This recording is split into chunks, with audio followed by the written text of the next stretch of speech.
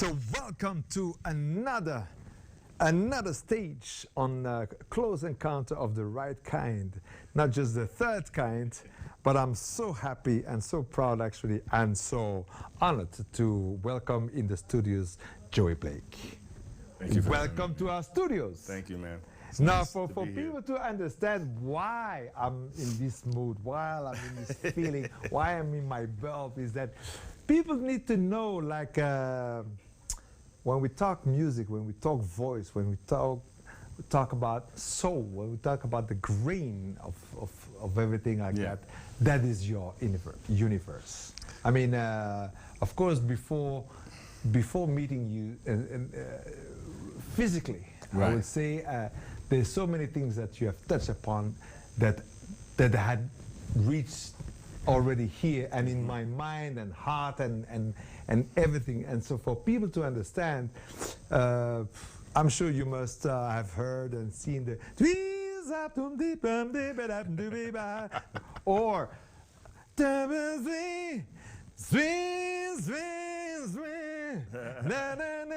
I mean, if you didn't get what I'm talking about, then you better open your eyes and your ears, because I'm gonna tell you where it came from.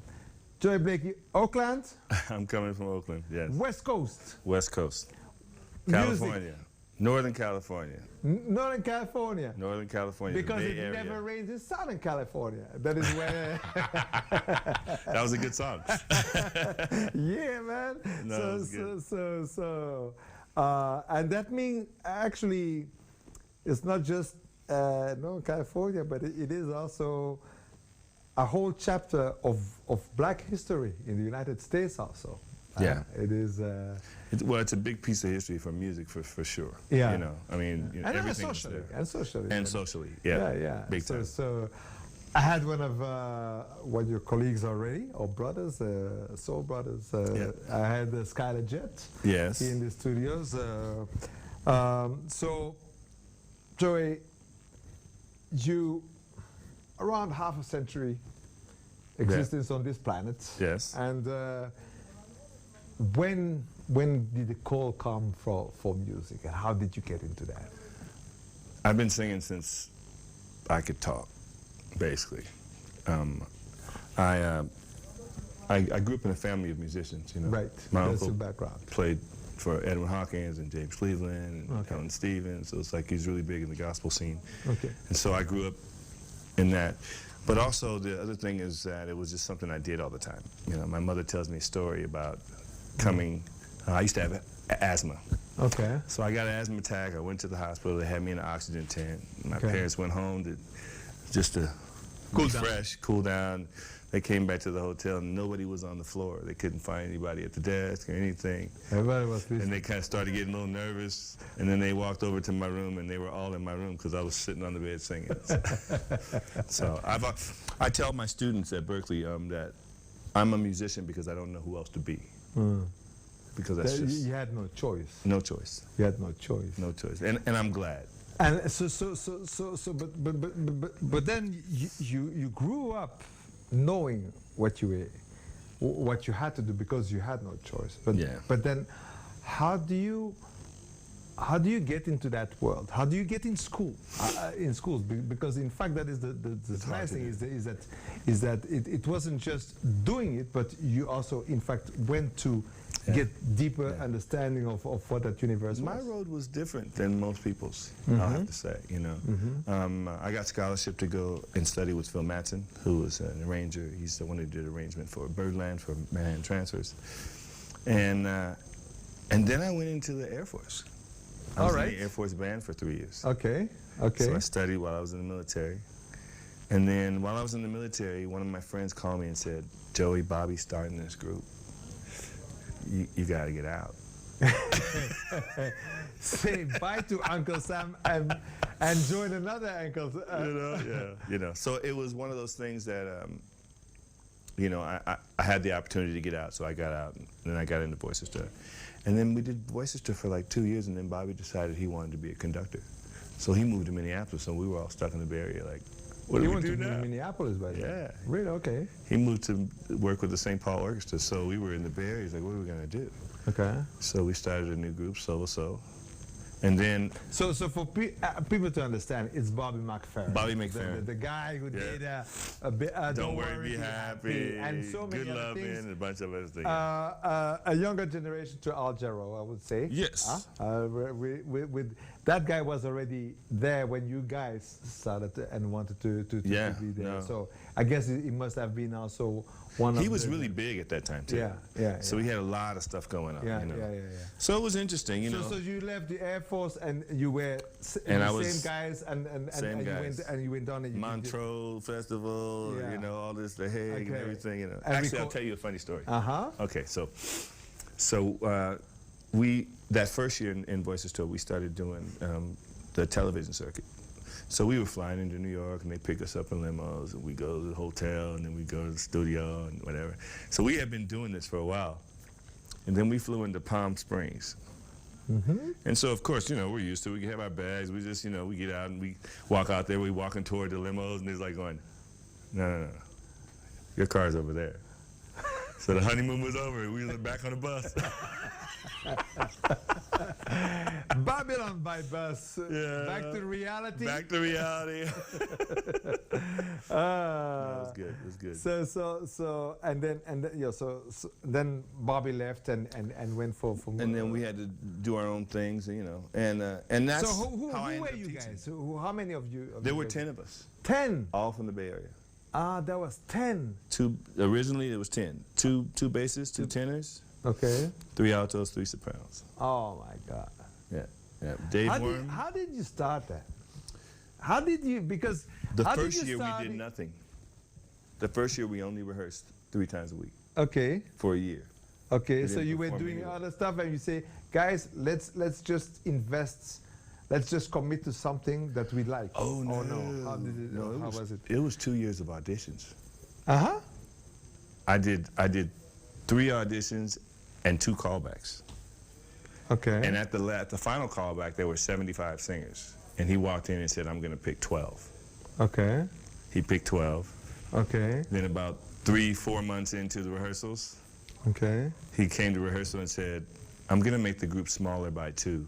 And I'm going to meet with you guys individually, 1 by 1. Okay.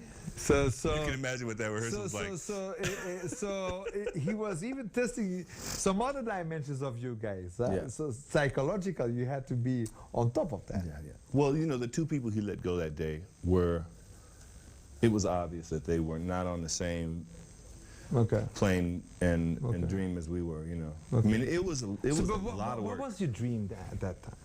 At that time, it was funny. I always just wanted to sing. And I wanted to sing in a group that didn't actually have melodic instruments involved. You know, A cappella. just voices. Voices. You know, I saw a choir do the Pink Panther as just voice one time when I was in high school. Every instrument by a vocal. They did the whole score, just singers. Yeah. And I thought that was the best thing I'd ever seen, and that's what I wanted to do. Well, how old were you when you got I was your first hit? 16. 16. And so by then you knew voice was going to be. Voice is what I wanted to do. Yeah, because it wasn't just music, but it was really focused on voice. Yeah. Well, I mean, because I played piano and I played guitar, I played bass, I played drums. You know, I mean, I played instruments, but the whole idea of the voice being able to do it all was just your main fabulous. instrument is the voice. Yes, my main instrument is That's the your voice. main instrument, and because for you it is an instrument. It's the actually. original instrument. It's the original instrument. Even the drum is patterned after the human voice. Yeah. Not when you're knocking on your wife. You're bad. But that is not allowed. So or when she knocks you, because Yes, you know. exactly, yeah. So all right, and so by then, what was your level of mastering your how long had you been? You had been to Berkeley and all that, and No, I didn't go to Berkeley. No, you didn't. I went to Phil Madsen School for a year, and then I Okay. studied mostly in the military. And I've always been a person, if you give me enough information, and I'll go. You work out your own way to get there. And I'll use that information until I can't use it no more, and then I want some more, and then I go get it. Okay. And that's how I. You milk it, and then. I milk it until it's dry. Until it's dry, and then you move to the And other, then I keep to the going, next you column. know. And I've always been observant, so you know, a lot of the stuff like, you know, engineering and mastering, studio engineering, mastering, and that kind of stuff. I learned pretty much because I've been in the studio a lot, and I ask a lot of questions, and I had them show me how to do it. Sure. But it ain't easy though. No, it isn't. And I mean, sometimes okay, fine, when you have a physical instrument, Yeah. I would understand. But here, it's an internal instrument, you know. A lot of listening. Many people don't know that it is really an instrument, and that there is physically that so many things come in need to be considered. I mean. Yeah. When you sing, even when you play, but when you play an instrument that is not your own physical body, that body of the instrument is already shaped in a way that it will give you something, it will render something. Now when you have to play your own instrument from your inside, people might not have thought about it, but the reality is, first of all, if you don't have an ear, you're badly off already, because you can't measure. Right. Whatever. Then, if you can't control whatever needs to come out, that means, yes, there are the chords here, those strings that you need to but there is the air inside your own body, the way you control. Just like the Scottish, how do you call those? Bagpipe. The bagpipe, you know. So that bag inside that you need to control, and then it almost like a flute or a sax or whatever. Your different, I would say, flavors. The different grains that you can pitches and qualities. Pitches and all that. So that is a lot of work. And I guess it goes quicker, faster if you have a school. Well, I'm a classically trained baritone. I mean, I studied classical singing with a lady from San Francisco Conservatory. Okay. So I had great foundation as far as to the technique and breathing and those kinds of things. Okay. But the concepts of singing is something that you can only learn by listening and watching and being real specific, you know. So once you learn how to shape all those things, because you're right, people don't understand. If I have a saxophone, I have some good air, good embouchure, I blow the saxophone, I put my fingers in the right position, the right note's gonna come out. But when you're singing, you have to hear what that pitch is first, and then you have to produce it and maintain it. And it's just a whole nother, you know, I would say bag of tricks. The sax is maybe not the best example, because a piano would be, or because the sax somehow is so close to the voice. It's the closest thing you're gonna get to the voice. And you're that right. also. And you can bend and twist. Exactly.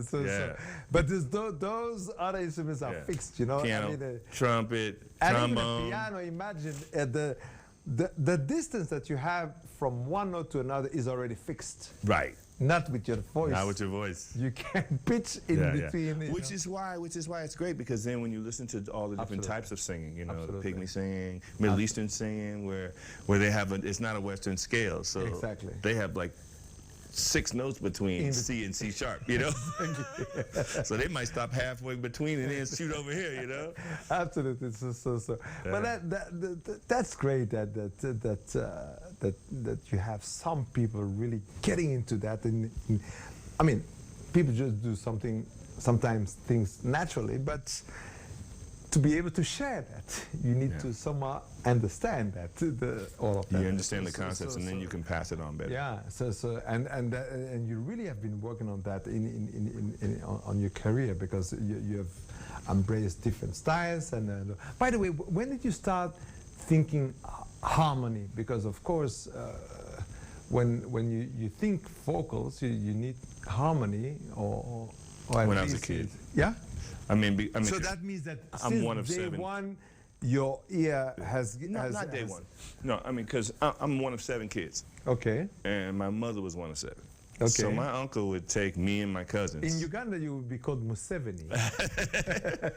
But my uncle would take me and my cousins into the back room in my grandmother's house, and we would all be the choir. Okay. So we were learning about singing harmony and how to harmonize since we were 5, 6 years old. Okay. You know, so you grew up singing. Okay. You grew up doing that all the time. It's like, you know, they started singing, you just harmonize with them. Yeah, you know, you just learn how to do it naturally. And over time, what happens is that how to pick the right lane just appears, because it's a muscle like everything else. That's you know. But when I got into jazz in junior high school, and I started hearing those horn sections, and that was like an eye-opening thing. It just opened my mind and expanded in a lot of ways as far as it pertained to singing. And then take 6, it was over after take 6. Because they sounded like a big band, but it was just for 6 singers. The harmonies, you know what I mean? The harmonies they would use, it sounded like big band music, but no other group had done that until they came along. And then all of a sudden, it was like, oh, okay, we can do whatever we want now. Sky is the limit, actually. But it's very interesting to be able to share that with you, because there is so much behind stages. There's so much in rehearsal rooms. There's so much in musicians' minds that you say today takes this, fine. But you had to get there. You see, I mean, for people, I mean, today we just consume music. We don't really get to this thing that we appreciate, that to see that the whole of it is also a creation of that music is sound, by the way, you know? Because harmony is sound. It's the way you put all the different lanes together to have all the right colors, to have the right just like a painter. It's like a painter, you know? But for people also to know that there are so many things that have pushed people to develop things. Let me bring you immediately how I started our discussion, Joey, if you allow me, because I say your West Coast, your Oakland, your music, your black history, you've witnessed that, and you know also of how your ancestors got you there. So we coming all the way from African roots, getting on a new continent, mixing with some European roots, put that to another level, but comes a time of a black consciousness. Comes a time when the black community understands also that anybody else, also this black community, is also consuming what they are producing. Comes a time that jazz goes beyond than just being bortel music or lower music, becomes now mainstream music. Comes a time that also white community also be part of that. Comes a time now that because of the black social fight and struggle, that even black, I would say, artists are saying, okay, now you've reached here, we're going to develop even more. I mean the days of the bebop, the days of all of these guys, it was a social fight. I mean, it was, you had the Glenn Millers and all that, then you had the monks that were inverting the inversion of the harmonies, changing Miles Davis, Dizzy, Coltrane, you know. Exactly, changing the speed of everything, changing the, and especially going back to open up harmonies also. And that has benefit the generation where you in when you see all of that and to get it to another level. And even mixing with our Cuban brothers and South American brothers. Exactly. And changing the whole feel of it, you know? Absolutely. And putting it into a different place. You know, what I think, when I think about history of color in America, yeah, I think about what a lot of people are talking about now is just cultural assimilation that happens in the entertainment industry. So to me, it's always a race. It's a race to own something, because you never really got a chance to have something that was yours. Because every time you got something that was good, then somebody would assimilate it, and then it became ours, and it wasn't yours anymore. So I think that when you look at the music industry, especially the American music industry, you see a lot of that. Blues, they started getting the blues, so then we went into we're going to get sophisticated and call it jazz and Dixieland. Even rock. And even rock, right? We're going to move it. So they take that. Okay, now we're going to go and now we're going to do hip hop. Now we're going to do new swing. We're going to do neo soul. We're going to do this, and we keep moving to another thing. Right. So, because we want to own something, but every time we get there, here comes somebody and they're assimilating it. So it's hard. Well, yeah. But it's supposed to be that way. But it's supposed to be that way. But you're right. I mean, but at least it gave it all a drive also. I mean, yes. By the time I would say the other America was absorbing or digesting blues, Chicago was already an open gate for the rock. Yeah, you know. exactly. By the time the other America takes that, you go to jazz and rhythm and blues and whatever, and then everybody. So you always have an Osmonds for Jackson 5's family. You know, right, exactly. No, I got you. but you see, you snuck that one in on me. Okay. But then at the end of the day, the nice thing is that then at least it gives you an opportunity to have a black president, and that's where we have reached finally. Yeah. You know, just to show that the color actually it's something. It becomes really. I mean, it's really building this thing that it is a collective thing that you guys have in the United States of America. Because at the end of the day, let's face it. I mean, that is where almost the whole world came together for a new world. Potentially, everything is there. Only that it takes time. You know, to me, I look at it like this. Like right now is an opportunity. The world's at a place where we have an opportunity. We have an opportunity to really examine things in a way, examine the need for control.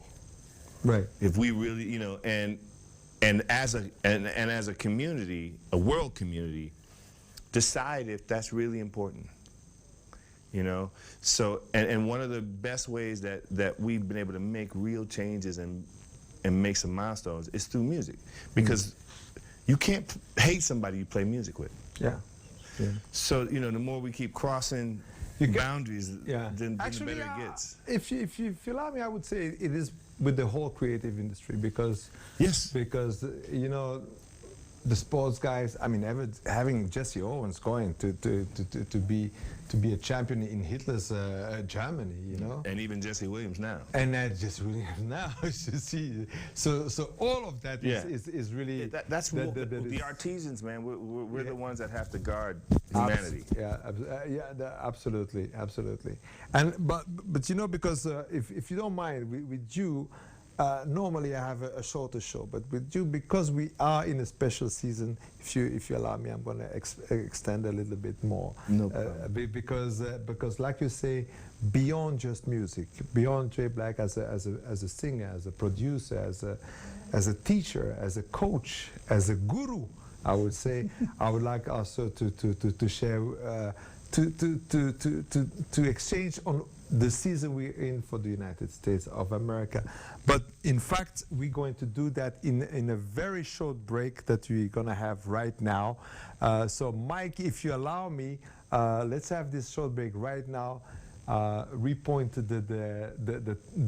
the counter, and then we'll be back with Joey for this second session. So stay touched, stay tuned, stay here with us for this close encounter of the right kind with my friend Joey Blake. See you right now.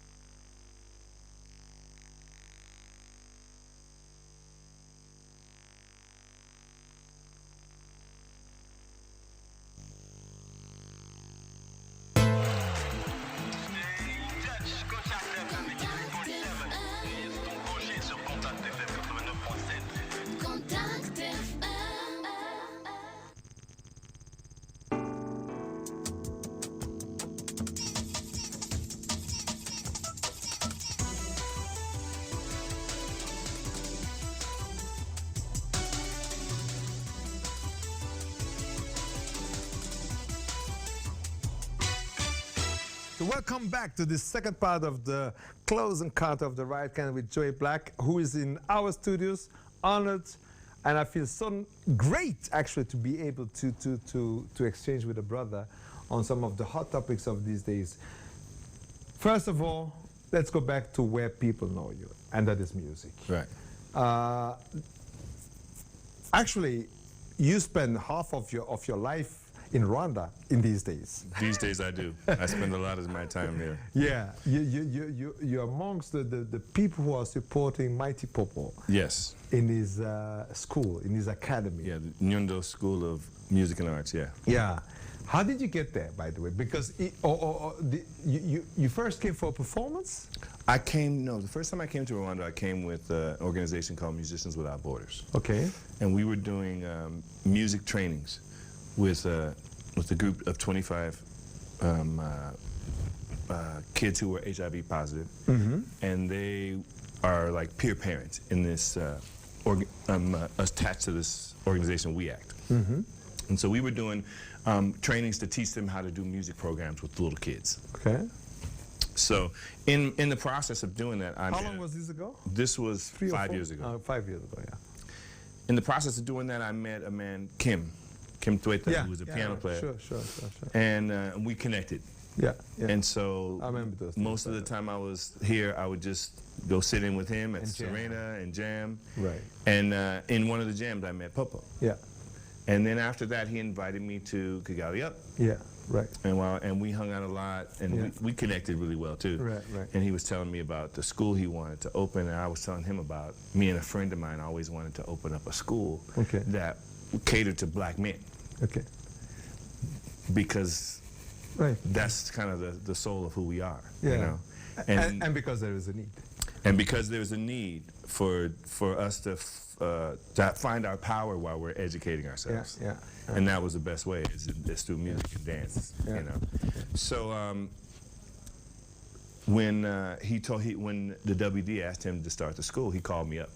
And so then I've been working with him with curriculum design and implementation, program design. Okay. But I've just been supporting him any way I can. Okay. It's a tough road, huh? It's a lot. It's a lot to do because, you know, there's a lot to set up. The kids are very, very talented, and they're really hungry. But just you know, getting the right set of circumstances, you know, getting in the right facilities, so that all of the things that's necessary for them to produce what they want are there. And so tell us a bit more actually. When what do they get from this system? Well, the purpose is they come in raw. They audition. Yeah. So they have an aptitude for music, but they're raw. Yeah, because you know there's no because music school. all they've done is what they've heard. Is what they've heard. There's no music school here. Yeah, exactly. You know, so there's no other background. No. So so what you have to do is you have to take them from a place of strength. So this is what you know, and then we have to teach all the subject around that. Yeah. You know, so the idea is to create entrepreneurs. So for them to get the information they need to go back to where they came from and create a business. Okay. So, you know, so they get some theory, they get some training, they get in ensembles. We teach them about music business, we teach them about music production, engineering, sound, lights, all of these different things. And as they're learning these things, performance skills, as they're learning these skills, it emerges where they're going to have the strength and aptitude. And so then we start, you know, it's a 3-year program, so you start guiding them in that direction. So, you know, the ones who really look like they're going to be good at sound and lights, then you have them do sound and lights. And they have this showcase that they do every week. And so the ones who are doing sound, they do sound for the band plays, they learn the songs, they perform, they do backgrounds for each other. And so they're learning the whole idea of what it's going to take. Makes me think of when I was still young and beautiful, of course. These were the days when I also You're still young and beautiful, it's okay. But not as beautiful as... I would have preferred you tell me you're still beautiful, not that young anymore. But anyway, I remember when I happened I went to film school. And that was what it was, the first 2 years actually. you did everything. You're best man, your sound, you're this, you're that, you're driver, you're script writer, and at least you know all the jobs because you're going to be working with this team. So it's very important you know whatever you're going to choose after that. You're going to be directing, you're going to take sound, you're going to be developing, you're going to be editor, whatever, but that you understand the whole chain so you know what you can actually count on when you commit and when you engage production. So I guess a showcasing like that for these for your young students is very interesting. I would say that the progressive thing that I would say we had never had before in this educational framework is the business side. I mean, it's just now developing here, you know. And it's you see, because you go to art schools, but no one ever tells you it's business, guys. Never. This is I've only heard it in Rwanda. You know, this is very new for me, and I say, yeah. At the end of the day, why not? You know, also make people understand that, you know, whatever you do from the moment it's going to be consumed by somebody else than your parents. Right. It becomes a product. It becomes a product that you can sell, that you can develop. And develop and brand and market yourself and all of that. So that's interesting because that means that you won't, like in most black movies that you see, wait until you see your contract from a producer that says that he's taking care of you and that you never see the contracts, and that at the end of the day you make him rich, but maybe not yourself, you know. Yeah. So that's new. Well, that's the other thing about now, is that because of the new technologies and you not needing as much space or as much money in order to create what it is you want. I mean, you used to be able to have to spend tens of thousands of dollars in order to do a record, and now you can do it for $5,000. Well, even with your less. With your smart device, you're absolutely right. So it opens the door for more people to be in the pool, you know. Also more trash. Right, and that's the point. So then being really understanding and smart about how the business works is the only way that you can emerge from the water. Yeah, and single yourself out. Absolutely, and immediately going to live, knowing that it is not just about entertainment, but in fact it's getting closer to like they say in English, there is no business like show business. So understand there is a business part to it. Right. Exactly. Yeah. But the truth of it all, though, is that it's all heart. Yeah. And that if you have no heart, then you won't last. Yeah. No, that's true. Well, okay. Some guys will keep doing business, but there won't be no legacy. I mean,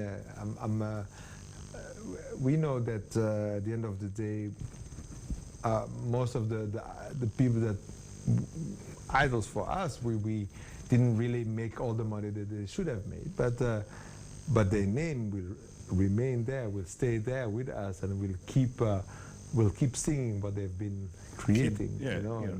It's just like it's movies, books, whatever. Absolutely. It's I mean, we're storytellers. Yeah. We tell the story of we're the narrative. But that's the whole point, Joey. That is what I'm also trying to see and today, because you are seeing this young generation. There is something that somebody told me that apparently Kanye West must have said.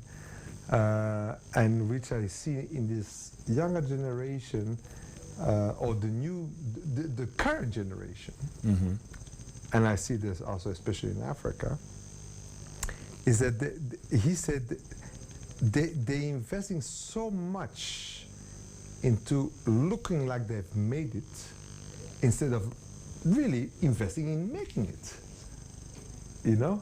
So even whenever I see contemporary artists in this environment, from Lagos to Mombasa or from Right. Cape to Cairo, I see the guys with the same mimics of make it rain, the bling bling, the blah blah blah, like if that is exactly on the. I mean, it was easy when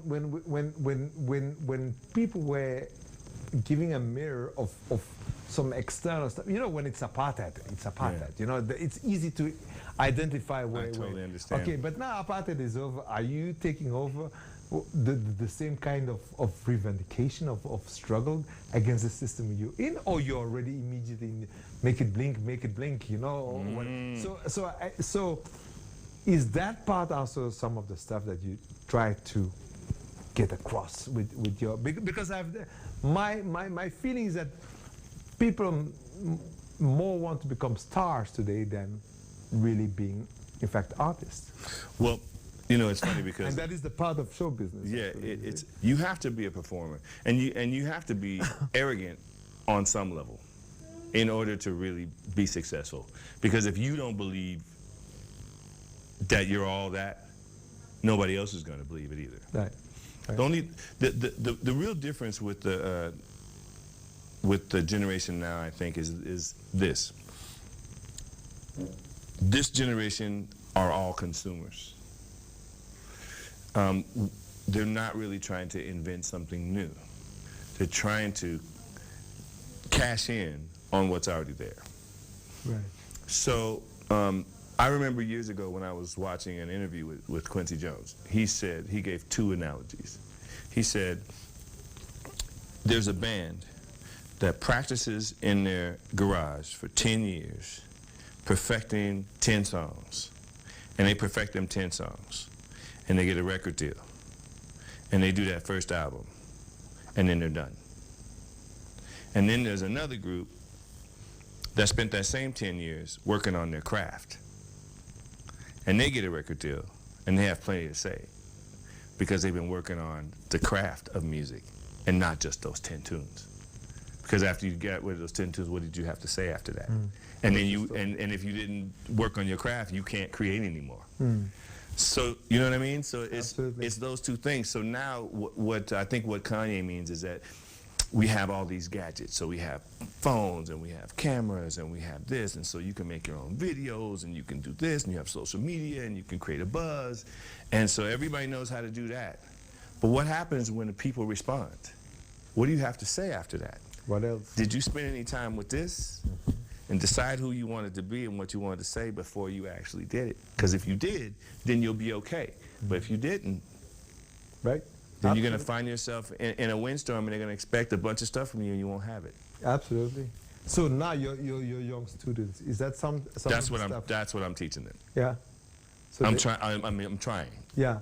To get them to know that. And you and everybody else, Popo and Ben and okay, all right, Jean Pierre and okay, and so you've been around. You were also at KigaliUp. Yes. This is kind of event that I would say we're lucky that we got the Popos, the to at least try to share that kind of experience in a completely environment that has no clue of this. Because this is not what you can see on TV. You have to live it. You have to be there. So the live experience is always the thing that makes the most difference. Yeah. Being in the room, because some things are only supposed to happen one time, and if you missed it, you missed it. Yeah. That's it. Actually, that is rightly said. It's only one time. I mean, unless you captured on something that you recorded, that you can play it again. But when it happened, it was then. So and you can't reproduce. You can show how it, but you can't reproduce. Yeah, you can't reproduce that moment. So I believe this is an event that should grow. That should attract more people. More. How do you? I think what somebody asked me a question before. They said, "What do you think needs to happen for Rwandan artists and musicians to make it outside of Rwanda. And you know, that's always an interesting question for someone who doesn't live there. Yeah. To ask him that, because it puts you in a position of having to make a judgment, right? So I usually try to avoid that question. Mm-hmm. But one thing I said once that I think is the truth is that Rwanda has to support their own artists first. That's what needs to happen. So Rwanda has to start caring about its own music. And if it starts doing that, then that will bleed outside the country, all on its own. Because there's a lot of expats that are already living here. And naturally, it'll just bubble over and out, you know? Because they'll, instead of doing like what you said, where it sounds like a lot of cookie cutter kind of music, they'll really embrace the indigenous music here and then start to blend that into their popular music a lot more than they're doing now. But let me tell you this also.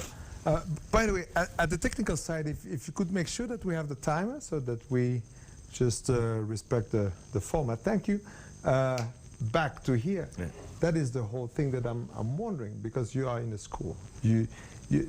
So there is a school and there is a potential of a festival. Now, what I'm missing in between, according to me, are effectively places where you showcase. I mean, if you don't have your guys able to showcase, to have this whole concept of the guys doing the light, of the guys doing the sound, of the guys being the roadies, how to move with simple cables, you know, to have the whole team. If you don't have that, that naturally should create also a fellowship. You know, that people. So by the time you come to the festival, you already have your minimum following. Exactly. And you have already a crucial mass that is there that said this is the kind of experience that we want to have, and that you then open for also for foreign guys who are doing the same type of stuff, you know, or bringing another experience. So that is where I would say, Brother Joey, is that you tell your fellow runners when they ask you, you say, like you say, make it for them to happen here first. Bingo. You know, make it happen for them here. Show up for your local artists at their gigs. Yeah. You know, and tell authorities also to make to understand that there is a need for a space for that. Bingo. Because if you don't have the space for it, you know, you do the schools and then you don't know where to go after school. So the unemployment starts there if you don't have the space. It's very true. You're very true. You know, I mean, because if you have, you know, if there's venues, well, the person who learned how to make sound, he can go get a job at that venue, being the house sound guy. Exactly. You know, and these different kinds of ways. I think you're absolutely right. You know, but more, I mean, even more so, I think it has a lot to do with just showing up. I mean, that's what we tell our students. You just got to show up. So when the student's there, this is what I tell my students at home. Because, you know, they have problems at Berkeley, too. You know, they have the shows around Boston, and people don't show up. They don't want to pay a cover charge. It's like, you know, you get up every day and you go to Starbucks and you pay $7 for that mocha. And you can't. You should be able to pay $5 to go see your buddy. Yeah. To keep that venue open so when you get a job. Sure. But here, according to me, from my observing, that is not really what's missing. But it starts before that, is that people don't understand that that is part of the stuff, to have the space ready for that. Because, I mean, look in Kigali, I mean, you were trying with Kim. You were jamming around, but there is a level you don't go beyond that, because you still remain just background music. Right. It's not a place like a theater that you go there and you say, we're gonna rock down this place. We're gonna paint it red. We have a rock venue. We have a nice jazz venue. We go and have dinner and listen to some good jazz. Some good jazz, but when you have the guys who are doing a performance with the script, with lights and all that, you want to have that space like that, you know? Exactly. So you get the crowd into that. I mean, in the old days, Fela, King Sunny Ade, guys like that, they didn't care to go beyond Nigeria, because in Nigeria you had 100 million people. You know? the guy had his club. Yeah. You know, He had his own club, right? He had his own club, so Yeah. people would come From miles, so yeah. then he would release a record that you couldn't pirate because this way you had to put the needle on the record. You had to put the needle on the record. You know, so you could just multiply it like that. Yeah. So the guy was already with 100 million Nigerians. He was a millionaire. You know, so here we have 11 million Rwandans. And our artists could be real, but then also, like you say, what do they have to say? They are the mirror of what? They got to make. They got to. narrative? And that's the thing about Fela. He had something real to say. stories to say. Exactly. And so, I mean, but that example, yeah, should tell the story. Absolutely. Because it's like, why aren't you selling enough to pay your bills? Right. Because you're not saying anything when anybody wants to hear. Exactly. Exactly. And sometimes you have to look in the mirror and see that. Absolutely. If you're just telling other people's stories, you know, OPS.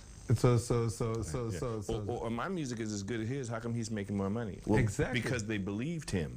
Exactly. And that's really the truth. He's credible. You know, even if it's something I don't like, if you do it with heart and truth, I will have to. Then I respect it. Yeah. I got a lot of respect for you. Right. You know, and that's important. You know, Right. and I think that goes with everything. You know, if you're gonna build a house, then build it right. Right. You know, if you're gonna do plumbing, you know, if you're gonna be a taxi driver, compromise. whatever it is, you know what I mean. If you do it do the right with thing. expectations, Do the right thing. of putting your all into it, then we end up in a better place. You know? So future for that creative part is to be real, right? Tell the truth. Tell the truth. But it is sometimes you have to tell the truthful stories about yourself Yeah. and expose yourself to the Yeah. public in a way that maybe you don't want to, but that's the only way they're Yeah. gonna believe you. And then you will make a difference. Otherwise, you're just average. Yeah. Because you know what? Whatever happens in your life happened to somebody else, and if you tell it honestly, you're gonna touch them because they're gonna think they're singing that song to me, or that poem was written for me, you know, or that movie was about my life. Right. You know, it's like today. I go back to sometimes it snows in April, and then Prince dies in April, and then you say, "Oh, damn, this guy had seen it already." But maybe it was just because he was real at that time when he's always real actually. Yeah, always has that was maybe one of his forte. Yeah. But back to the thing, you are teaching a whole industry actually. It is from the performer to the whole environment that makes him perform. That is a school. Yes. That is what you guys are doing with Popo, Ben, and all that. But then we need space for that beyond the school. Right. Exactly. Right? Space I mean, beyond the school. that is the message actually for Rwandan, because, like you said, ever since those days when I was young and beautiful, exactly. You're still beautiful. You see, that's what I like about you too. You pick up very quickly. But that's the whole thing. If you would go anywhere else trying to get into a record company, let's say you were in Germany and you go to Spain, and people would want to ask you, okay, how are you doing in Germany? Right. That is the question that they would ask, and they would inquire. So if a Rwandan artist wants to go outside there, what is he doing here? That is the real... That's going to be the first question. That will be the first question. So Exactly. it is for us already to create a market. And, you know, definitely at the end of the day, we have potentially a market if we consider ourselves... You guys have a lot going on already. Yeah. It just needs to be organized. Right. I mean, because that's really the thing. Right. Is there's too many... I mean, because there's even a student from the school who has a video that's on rotation or whatever. But the business side of how he monetizes that isn't necessarily in place yet. But the other part of it, too, is that for me, because he doesn't really have anything to follow it up with or anything to... What's the word I'm looking for? Like he doesn't have an infrastructure underneath him. Yeah. That maybe he should have waited to do that. You know, I mean, and it's not a judgment. It's just like, you know, it's like that's one of the business parts. It's an advice. That's one of the business parts of this. It's like sometimes you have to hold your little cookies until you have more things in place, so that when you launch, it's just like a business. Like if you're going to start a restaurant, you got to make sure you got everything all lined up before you open the doors. Yeah. So sometimes when you jump out there too soon, then what's going to happen is like, okay, now he's got a buzz, but does he have another tune ready to come? Right. Is there somebody managing that particular situation so that now he can tour? You know what I mean? All of those things, there's missing elements that sometimes they get, and so that's what you were talking about. It's like, absolutely. There's trash in the pool. Yeah, right, absolutely. Joey, it's one tweet that made me famous 3 days ago. When I said an American friend of mine moving out in Kigali, everybody's asking him, so who do you think will have it? Who would you prefer, Trump or Hillary? And now I can reveal it. It was you, and you said Kagame. Yeah. You say you'd rather go for Kagame. So exactly. Does that mean that you have a nice impression of Rwanda? That means I have a great impression of Rwanda. Yeah. But it also means what we need in the world, period, not just in America. But what we need is leaders who are leading their countries into the future and thinking about the people and what's necessary for the people to come together and work as a group, community, and not depend on the ones who've already messed it up. You know, so when I look at America right now, what I see is, you know, we had Obama for 8 years, and that was really, really, it was a special thing, and it was really hard at the same time. So hard because we had to watch the president, the office of the presidency, be disrespected. Yeah. On a level that is not just you know, I can't even describe. I mean, coming from this whole temple that the United States of America had built from the founding fathers, seeing the disrespect that Republicans, that GOP, that other countries, everybody, you know, have opened up to him and his family. Yeah. Was really, it was, you know, so that was the hard part. Yeah. Watching him succeed in the greatest wall of adversity was inspiring. Right. Right? So now we got to make it, you know, everybody knows that, okay, well, the next election is really important. It's interesting to be my age and to have lived through the first black president and also potentially the first woman president. So, but I just wonder where we're going because of the can of worms that has been opened.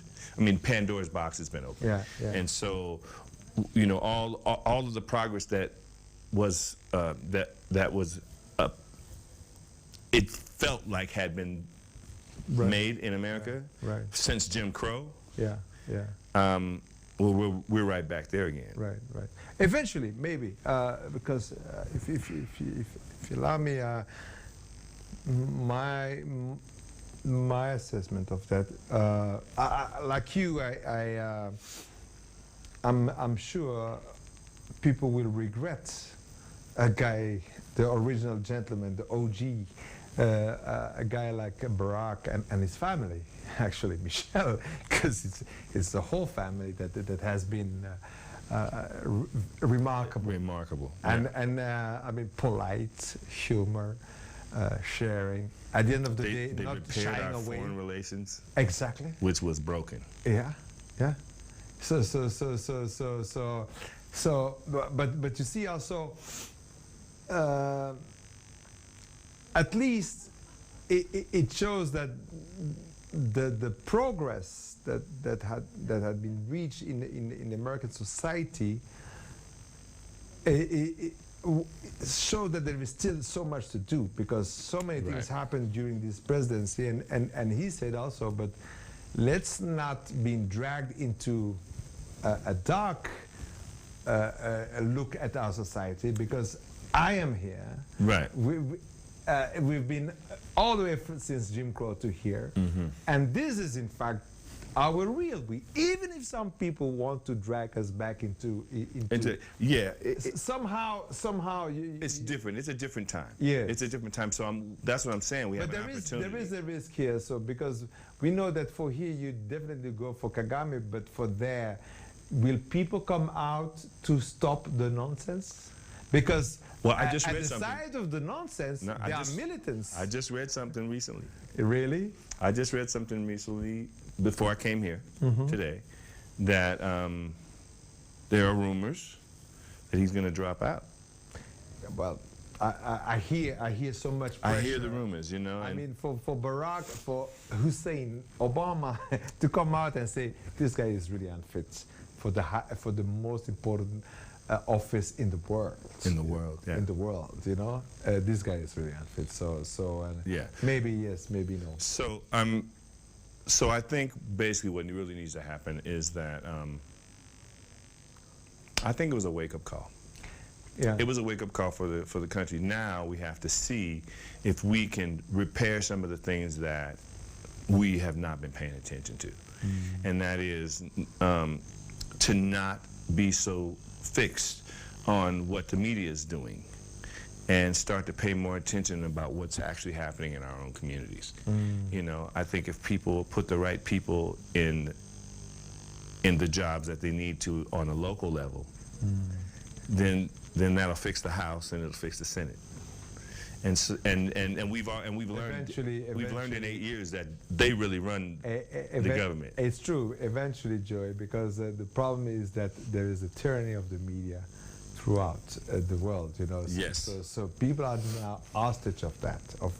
It's like a Terminator face. The machines have taken over. You got Wikipedia and you got Google now, so you know what I mean? Exactly. You know what I mean? It's just I think it's all of us waking up and saying, you know, well, let me go check that. Yeah. Because maybe it's true, but maybe it's not. Yeah. Because I think we're all smart enough to discern eventually a good decision when we have all the information. Anyway, if you have that sound, the enemies of America will be very happy. If you get rid of them, at least there's the next chapter.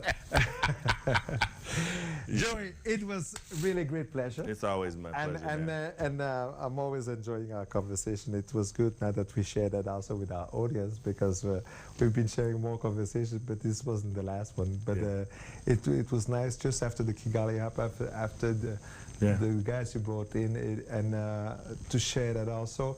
And especially because we're in a very special moment, just like you, we same kind of generation, but you're still young and beautiful. But to have witnessed the whole work since the brothers, since our senior guys like Martin Luther King,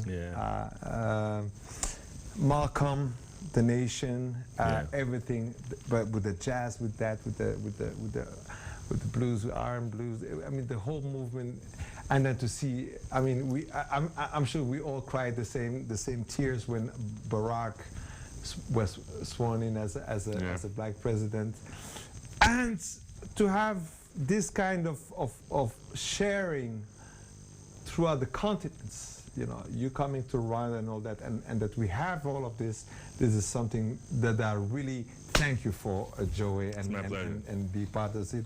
So I invite you for the next show, after the next event. Okay. I'm sure you're gonna be back. And, I'll be back. And because you're gonna be flying out quickly and then come back for the school, I guess. Yeah. For the I'll come back for the school, and then, you know, and the idea is to, you know, I'm hoping that we can turn KigaliUp into Umbria jazz. Yeah.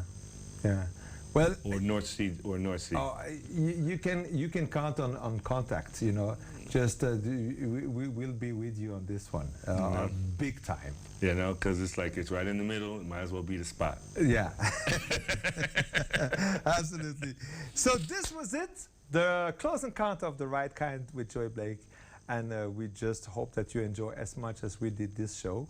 And so see you next time. If you didn't catch the first cast, catch the rebroadcast. Bye-bye. Ciao for now.